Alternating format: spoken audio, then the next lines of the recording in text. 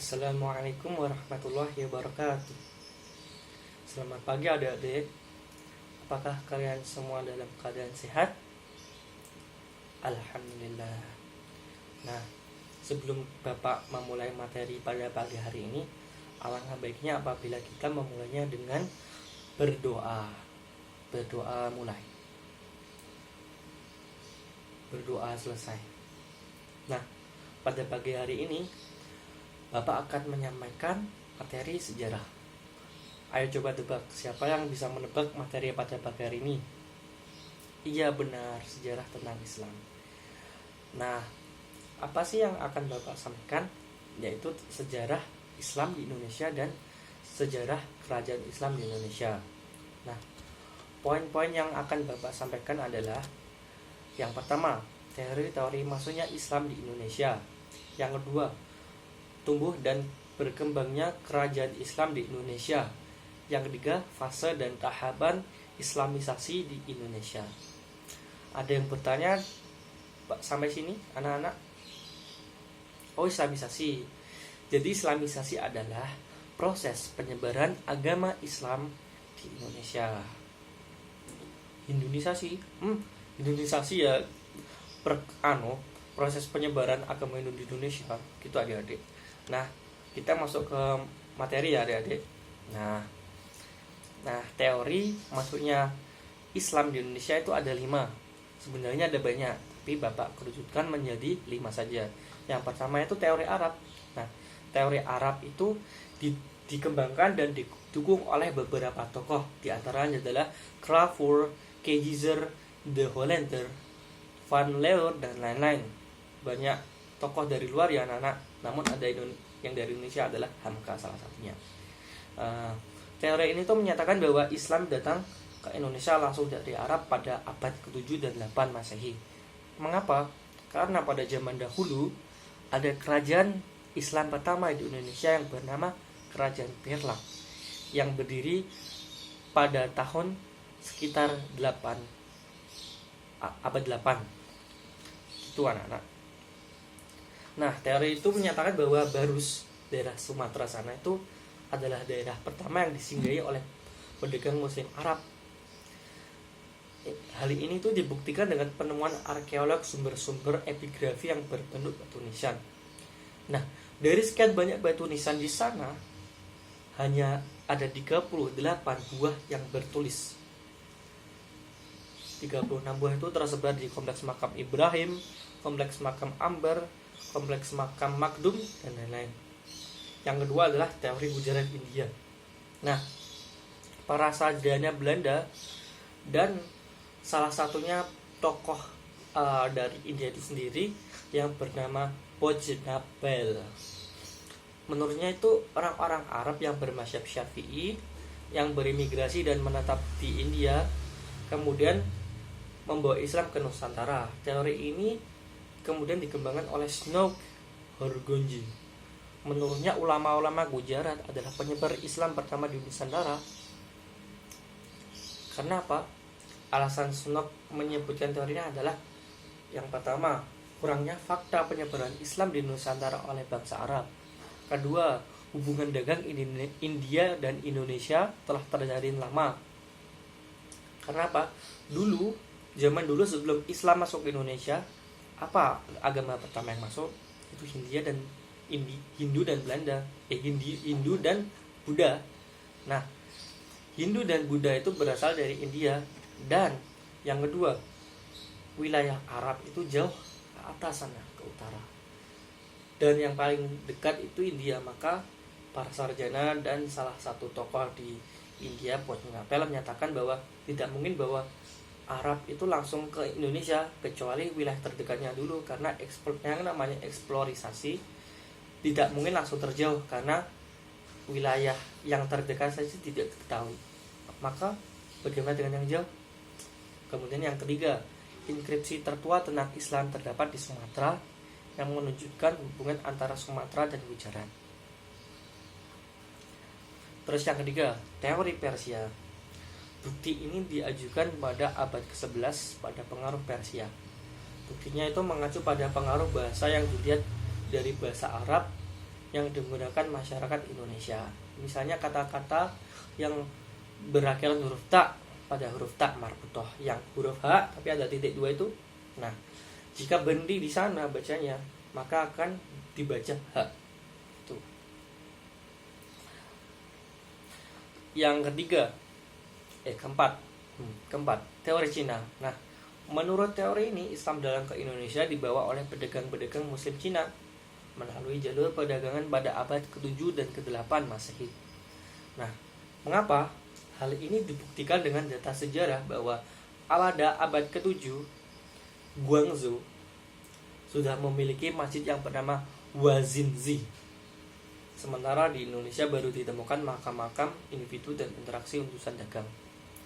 Namun, teori ini menjadi lemah karena tidak ditemukan satupun tanda tentang kehadiran masyarakat Cina di zaman Lobu Tua. Yang terakhir adalah teori Turki. Nah, teori perkembangan ini diajukan oleh Martin van Bruinessen. Menurutnya orang Arab dari Cina, orang Indonesia juga menerima Islam dari orang-orang Yahudi dari Turki. Alasan yang menjadi rujukannya adalah pertama, banyak ulama Kurdi yang berperan aktif dalam dakwah Islam di Indonesia. Kedua, kitab karangan ulama Kurdi menjadi rujukan yang berpengaruh luas. Ketiga, pengaruh ulama Ibrahim Al-Qurani, seorang ulama Turki di Indonesia melalui tarekat Syadhariyah. Kemudian yang keempat adalah tradisi bersaji populer di Indonesia. Materi selanjutnya adalah tumbuh dan berkembangnya kerajaan Islam di Indonesia. Nah, para sejarawan sepakat bahwa Sumatera adalah daerah pertama yang didatangi oleh Islam. Kemudian berlanjut ke tanah Jawa. Karena apa? Di Sumatera terdapat Selat Malaka, yaitu pelabuhan dagang internasional. Otomatis apabila pedagang-pedagang dari seluruh dunia datang ke sana, ya otomatis muslim-muslim yang dari Cina, dari India atau dari Arab bakal ke Sumatera dahulu gitu. Terus hal ini juga dikarenakan situasi politik di tanah Jawa melemah, yaitu kerajaan Majapahit sebenarnya, yang menyebabkan bupati-bupati di daerah pesisir memeluk Islam. Kemudian dari perdagangan itu ada modus dari pedagang muslim, yaitu dari perdagangan itu membawa perkembangan Islam ke belahan timur Indonesia. Nah, masuk dan berkembangnya itu sampai ke Nusantara dimulai dengan daerah Sumatera, yaitu Barus, yang awalnya tadi ada kerajaan yang bernama Perlak, kemudian Aceh dan Pasai pada abad ke-12 dan sampai 14. Kemudian berkembang dari Aceh dan kemudian Sumatera berkembang ke daerah Jawa, yaitu Jepara, Tuban, Gresik pada abad ke-14.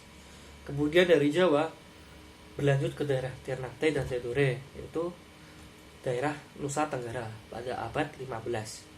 10 tahun kemudian, yang awalnya dari hanya menyebarkan agama Islam ke daerah Jawa, kemudian berdirinya sebuah kerajaan di daerah Demak yang bernama Kerajaan Demak.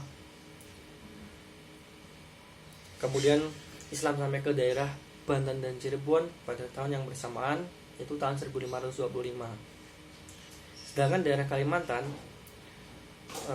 Buton dan Banjarmasin datang pada abad 16. Islamnya datang pada abad ke-16, yaitu ditandai dengan berdirinya Kerajaan Banjar.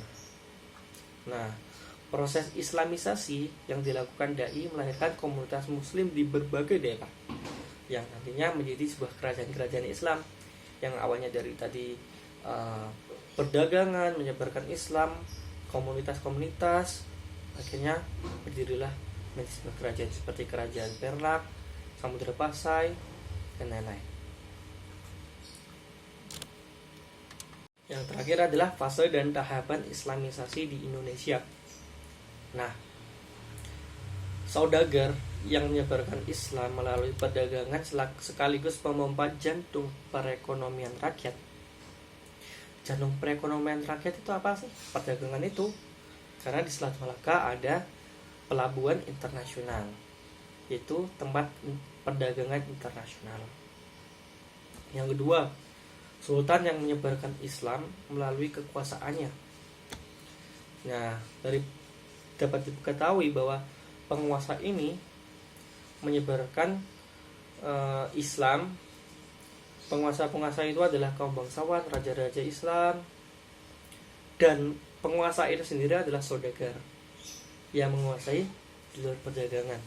Begitu pula dengan saudagar adalah ulama penyebar Islam. Kemudian para dai ini membuat perkembangan Islam berlangsung secara efektif. Pada masa ini Islam dikembangkan melalui 3 jalur, yaitu kultural, dakwah, pendidikan, seni, kebudayaan, dan perkawinan. Kemudian struktural, politikal, dan kekuasaan, ekonomi, jalur perdagangan itu sendiri. Nah, perkembangan Islam secara struktural diawali dengan masuknya Islam para raja-raja yang kemudian diikuti oleh rakyatnya. Terus perbedaan agama para penguasa ini memfasilitasi masuk dan berkembang dengan pendekatan kebudayaan.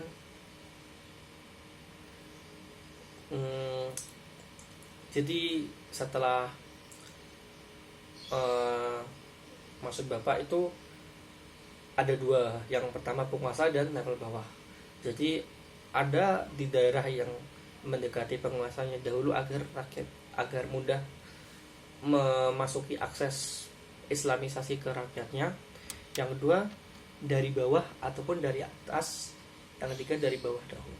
Nah, yang pada level bawah itu para dai itu mendekati masyarakat Indonesia dengan cara pendekatan kebudayaan, salah satunya seni wayang, yang kemudian menjadikan sarana dakwah dengan memberikan sentuhan warna-warna, simbol-simbol keislaman dan pesan yang disampaikan bernilai ajakan kepada ajaran Islam.